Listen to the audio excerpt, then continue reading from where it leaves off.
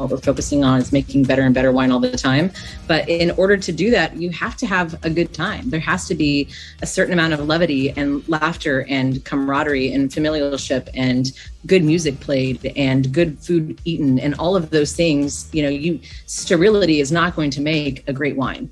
It's going to make a clean wine. We're looking to make great wines. That comes from in here, that comes from deep down.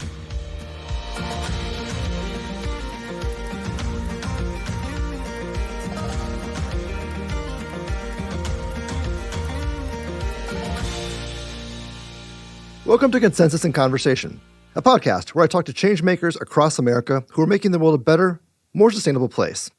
I'm your host, Connor Gaughan, and today I'm talking with Russell From, founder of Herman Story Wines, and Vailia From, founder of Desparada Wines, both of which are located in Paso Robles in California's Central Coast. I've had the pleasure of knowing Russell and Vailia for quite a while. Vailia has seen the industry in all its forms, whether it's winemaking and harvesting or cold calling for sales and working on restaurant floors. She's done it all, done it well, and it's all culminated in the creation of her vineyard, Desparada. Russell, meanwhile, is a man of the earth. He's a self-described proprietor, winemaker, and wastewater specialist, though I would think of him more like a creative genius when it comes to vinting.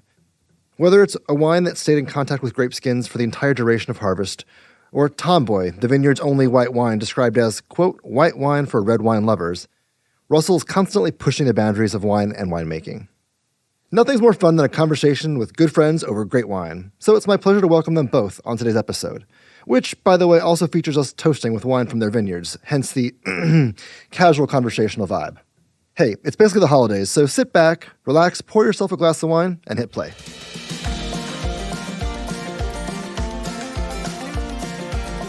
Hi, guys. Hi, how are you? I'm well. Thanks for doing this. I'm so excited. It's great. But I was going to wait to open it until you were here because I'm going to try to see if I can get the ambient noise of the pop. Yeah. So you sent him ahead a bottle of bubbles. Oh, there you go. That sounded pretty good. Okay. Tell us what we just opened. What are we about to drink?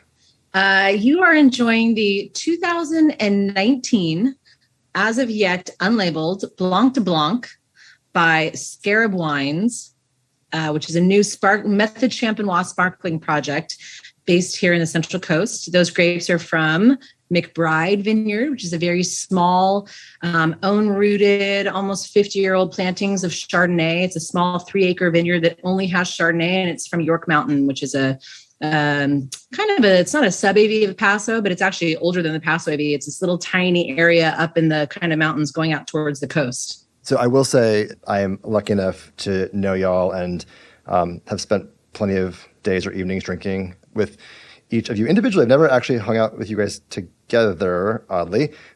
We've talked a lot about your potential addition of testing sparkling. Is this you? Yeah. So I, as you know, have a hankering for sparkling wine. And so does one of our colleagues that we work with. His name is Cameron Stoffel.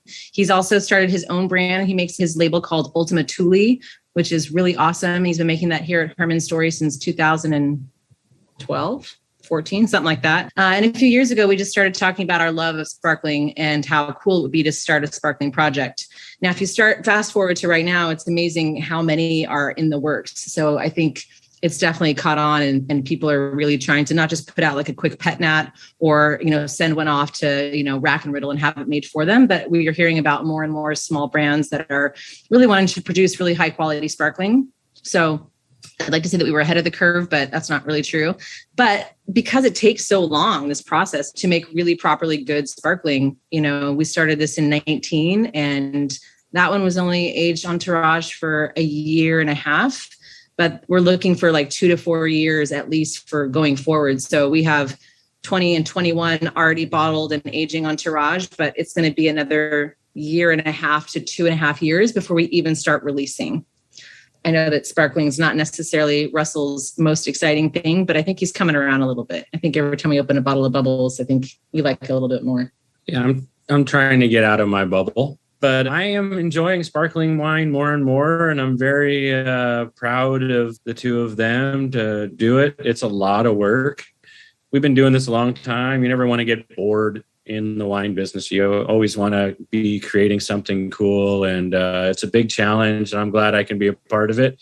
And then I can sit on the outside and just kind of armchair quarterback the whole thing, and I don't really have to take a whole lot of credit, so that makes it nice too. But after 20 years of making Herman Story, like you do get, we're always trying to come up with new ideas and new concepts and new wine. So let's think about that years and years and years ago at the beginning.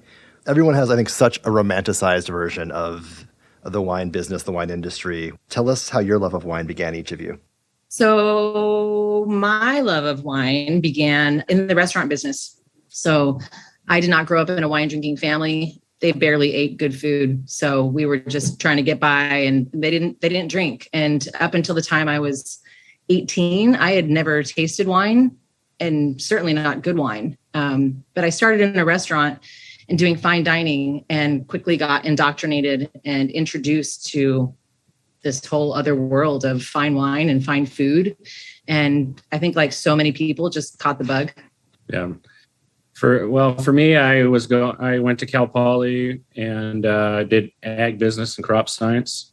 So I was really wanting to be outside. I really wanted to do like the vineyard stuff, and I really wanted to do produce and row crops and stuff like that, because Santa Maria is big on that. My parents live in Salinas Valley, and I think it kind of started with food, started with wine, and then the fact that I really wanted to do something outside lent itself to me getting an internship in the Salinas Valley. But I was supposed to get an internship doing broccoli and lettuce and all this, and the owner was partners in a winery, and he sent me over there, and they were desperate for help. So I started working there and got really into it.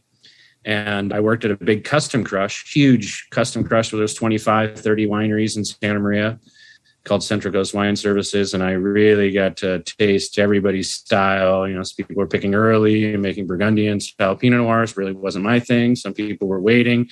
And I got to really learn a lot on all these other people's dime. And that kind of got me into big wines. You each have your own wine business. So how about let's hear the intro story to Desparada first, and then we'll hear the Herman's story. Gotcha. Yeah. So I own a small winery in the Tin City area of Paso Robles in the central coast of California. So Tin City has kind of grown up in the last decade to be this urban winemaking kind of neighborhood. It's a great place to make wine and sell wine, though a lot of my grapes come from all over the Central Coast and Brussels as well. And I'll talk about that. But, we work in both Santa Barbara and San Luis Obispo County. So we're traveling all over both counties to source grapes. I'd say probably only about 30% of my grapes come from Paso itself, but it's a great place to have a winery and to start. So after all the restaurant gigs, I did some wine brokering for a while. I went back to school to try to get my WSET and then my Master of Wine, and did all these things, and had never actually made wine. I'd always been on the marketing side and the sales side. And so in 2007, I found myself living in Canada and working for an importer up there. And we thought, hey, why don't we try our hand at producing our own based out of California and importing it into Canada? And so I came down here, and before you know it, I met this dude. And in 2011, he moved to your own facility, which is Herman Story, which is where he is now. He said, why don't you bring your barrels over and come work with me? And so we started his winery here in Paso Robles. And now, 8 years later, or 7.5 years later, I do about 4,000 cases a year. Half my production is white, half is red. Out of that, we do about 15 different SKUs a year. So we really try to focus on trials and experimentation and new grapes. But the basis is, Sauvignon Blanc and Bordeaux varietals, as well as Italians. There's a lot of similarities in our story. I worked at the Custom Crush, which I talked about earlier, and learned, you see all these different people making wine. And I cut my teeth down in Santa Maria. And about 10 years into it, I said, well, Santa Maria, just wasn't a great spot to get a lot of direct to consumer. Santa Maria is a tough place. It's not a destination for people from Cleveland, Miami, and Chicago, but I'll tell you, Paso is that. They come from all over the place to come here. And so I said, it's going to be better for business if I move up to Paso. And I was getting some more and more grapes from up here. And, the funny thing is we have industrial wineries. So she's in Tin City, where it's metal buildings, and like she was saying, all these different businesses. And then I'm between a tire shop and a welding gas supply place. And the office we're actually sitting in is right next to a mechanic shops, which is on the opposite end of our facility. And so, like Vailia was saying, we moved in this facility here in Paso in 11.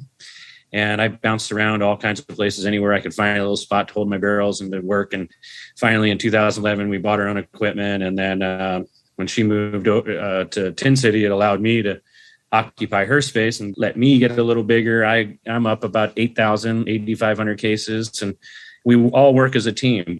And our staff and our team is what really makes it here. So it's never been better, to tell you the truth. I think we're on top of our game better than we ever have, and we get better and better every year. And that's one of the things that drives us, is you got to keep thriving to get better and better. So, given your background in agriculture, coming kind of from that academic perspective, I'm really curious how you think about the importance of stewardship for the land, caring about the land. Yes. So on the small scale, we try to really be stewards, and we do all ours organic. We don't have Roundup. Everything that we do, we try to be conscious of everything. The water use, our neighbors, the sound. We even think about our tractors, like how loud they are, what time we're going to do any tractor work. And then, the other side is just like any other ag industry. It's pump it out. How can we get as much as we can. And unfortunately, you have that in certain areas. We don't get fruit from those kind of places. And that's why having our own places, it's been a dream and it's been a lot of toil, but it's a pretty amazing thing. But we're still figuring that out too. As, we bought an existing vineyard that was, 15-year-old vines at the time, 20-year-old vines now. And now we just finished 3 weeks ago putting in vines into a new plot of land.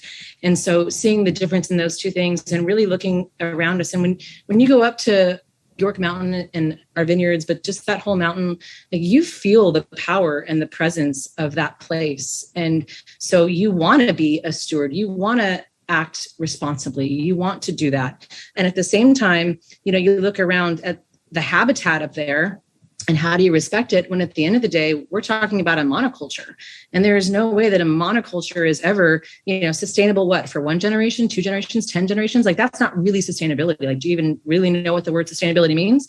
And if so, you're looking way far ahead, because as people that make a product from a monoculture that is here in our area, it's a really hard thing to do when you want to be really forward-thinking and environmental. And so we talk a lot about that. Like, what can we do? Like, how sustainable can we be? Like, how organic can we be? Planting cover crops, planting wildflowers, putting in orchards, putting in a communal garden for, all the laborers and everybody else that's in that community, respecting all the animals and the bees and the mountain lions and everything that's up there. It's, and then talking about the labor crews and, all of the people that work up there and the support and the, what that means, and employment and fair work and all that. So there's a lot that goes into just growing this one crop.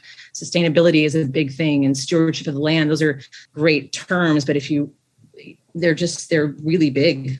They're really big and broad. Awesome.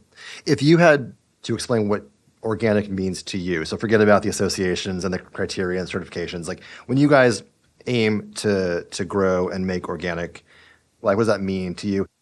Right. So to speak to the organic question, I've never asked him this or vice versa, but to me, when something is organic, it means that you are not using any pesticides, herbicides, fungicides, no chemicals, nothing unnatural is going into there. So that's kind of, to me, a basic, right? But a little bit deeper, I think you also have to be looking at the topsoil and the microbes and the overall biome of the soil and the health in there, because it's not just the plant and what you're putting on it, it's everything around it. And so organic also to me means, like, and you said, you look around at some vineyards and there's not a weed or a plant or a flower at the whole place. Like, that tells me that there is very unhealthy, sad soil that is just putting up all the energy into vines, but all those little bugs and insects and microbes and all those little cool things in the soil and the cover crop and everything else, that's the holistic side of organicism that I think is really important too. It's not just not using, something bad on there. It's also contributing to the overall health of a property, and whether that's a vineyard or whether you're talking row crops or you're an orchard or whatever it is. So Yeah, I would say my definition is doing absolutely your best to do as little to push the plants. It's a caring thing for me, because I think organic has been used very loosely. Organic farmers in Salinas Valley can absolutely nuke the ground, and 3 or 4 years later, there ain't going to be weed going to grow for another 20 years because they just nuked it. And 3 or 4 years later, they can call it organic because they haven't done anything that's not organic. They did it at the beginning. So don't get fooled by it. And that's where I think a lot of these associations and there's certifications that they sell everywhere. And it's like, how are you really trying to do your best? And they always are tied into kind of, we're doing our best association, some acronym. But for organic, for me, is you are doing everything you can to do your best. How did the pandemic affect business? For me, it's really hard. Like, the pandemic was incredibly heartbreaking and stressful, both personally and from a business perspective for many people, including us, like furloughing employees and waking up one morning and not knowing if your business was going to make it. And just the absolute feeling, like looking at our home and our child and our employees and their families, and just absolutely feeling almost unable to move because of fear of, holy shit, what's happening? And then a couple of days go by and you like put one foot in front of another and you just move on and you make it all happen. So there was that for sure. But there's also a lot of businesses and people that didn't fare well through this. And so it's hard. There's a sense of guilt for me to come out and say, we fared very well because everyone was drinking, whether that's good or bad. I mean, we needed something to lighten the stress a little bit. And so, we saw a huge increase in direct sales to consumer right off the bat, and people just wanting to support us and buy wine and not see us go under. Like, I had a guy call and offer to pay me futures. Like I was Bordeaux, like I'll pay for the next 4 shipments we saw so many acts of beauty and kindness to help keep us going that it's, if I was prone to crying, I'd shed a tear right now. It really hit home. What motivates you to do what you do every day? Getting to do what I do every day. That's honestly the motivation. Like, so when I get up, I get to go to work. It's a pleasure. I'm grateful. This is a gift. I haven't seen it any other way since I started working for myself in 2009. That is the motivation. Like, I heard someone say once, instead of like thinking that there's enough hours in the day, it's like you never have enough time. Like, that is the mark of success or liking what you do or whatever. There are never enough minutes in a day for me to accomplish everything I want to accomplish. When I turned 40, which was now 6.5 years ago, I said, I retired. I got a job at a winery. That's how I feel. And sometimes people don't have content in their life or say, oh man, this is what I really want to do. Or they retire from some business and then they go and they find something that they wish they would have done all their lives. And then we get to do what we want. But the number one thing is making fine wine. The wine quality is number one. And the better the wine and the more we focus on the wine quality, then it leaves room for really crazy shit that we do. And if you look on our website or tasting notes and all our other things, we want to have fun. We don't want to be what everybody thinks of as a winery, and we don't want to be intimidating, and anybody can come and enjoy our wines. And we get people that want to come in here and they want a very sophisticated tasting. We hope we give them that. And then there's other people that are here to just, hey, I just want to sit and enjoy the wine. And it'd be interesting to send a survey to our wine club. What do they think of us? Do they think of us as sophisticated? Do they think of us as wild? Do they think of us as highfalutin, little fancy winery in Paso? I don't know. But it goes both ways. Because we have so much fun and because it is such, even though the wines are very serious and that is obviously why we're here and what we're focusing on is making better and better wine all the time. But in order to do that, you have to have a good time. There has to be a certain amount of levity and laughter and camaraderie and familialship and good music played and good food eaten and all of those things. Sterility is not going to make a great wine. It's going to make a clean wine. And that's where we're looking to make great wines. And you have to, that comes from in here, that comes from deep down. One of my favorite sayings is in vino veritas, or with wine comes truth, even if it's a harsh truth. So send us off today with your wine wisdom. Are there any sayings or sources of inspiration that you look to when thinking about wine, business, or just life in general? I tell the people in the tasting room, I said, hey, don't tell the other winemakers, but if you make it taste good, people are going to want to buy it. It's all based on taste. I don't look at an iPad and say, oh, I'm going to add this barrel and that barrel and this barrel. I get my ass out of my office and I go taste that barrel, and that barrel, and I blend it together if it tastes good. And that's what you want. You want something that tastes good. You know how people have dogs that look like their owner? If you think about wine, a lot of times wine looks like the winemaker. Like my wines are a little rustic, rough around the edge. My wife's are powerful, elegant, beautifully, they flow. You look at another winemaker where they're really uptight and they're kind of like you wouldn't want to hang out with them, or maybe they don't know how to cook and don't drink good wine at home. You know what? The wines are linear, lean, not very good. Think about it next time you go wine tasting. Think about the winemaker and say, oh, wow, this winemaker, this kind of looks like the wine. Little old wisdom from this old man. No, that's a good one. Since you asked what other things really get me excited that I do in my personal life that get me thinking about wine, since you asked, our daughter, sorry, it actually is his. This is our daughter. Just in case if you saw her, she looks just like me. There ain't no doubt. He's seen her. Our daughter and I are starting a new business. We just started about a week ago. We're super excited. For everybody out there that hasn't met our daughter, she's almost 7 in June, so she's pretty young. But we got to talking about making our own salt and how I thought it would be super cool if we started making beach-specific salt from up and down the Central Coast. We were at sushi a few weeks ago, and we went to this place, and the chef pulls out a little bit of something out of a pot and puts it on the sashimi. And I was like, "What's that?" He's like, "It's salt." I go, "Oh, it's really special. Where's it from?" He's like, "Well, it's from the beach down there. I just go get it, and then I make salt out of it." And I was like, "I make my own deodorant and face wash, and I never thought about making my own salt. Like, that's brilliant."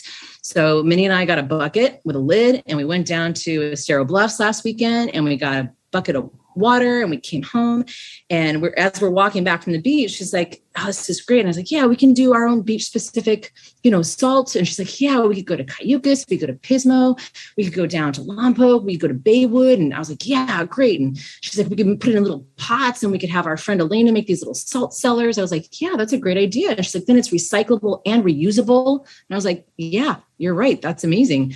And then I said, "What do you want to call it?" And without missing a beat, she said, "Any Beach Sea Salt Co." And I was like, "Oh, all right. Well, we just did that." So I knew she was a genius.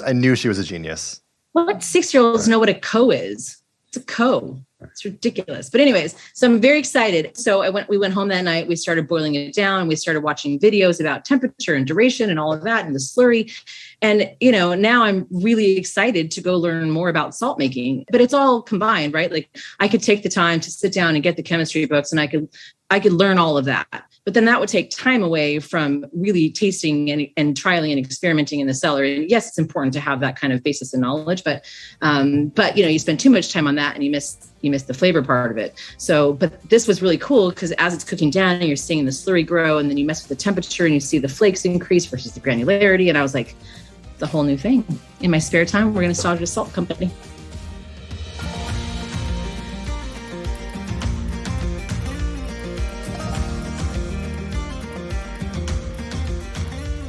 Huge thanks to Russ and Vailia for both the wine and the conversation. Consensus in Conversation is hosted by me, Connor Gaughan. The episode is produced by Will Gatchell and Chandler Bramstead. Executive produced by me with editing from Reasonable Volume. And special thanks to Consensus Creative Director Kate Tucker. Don't forget to like and subscribe on your favorite podcast platform.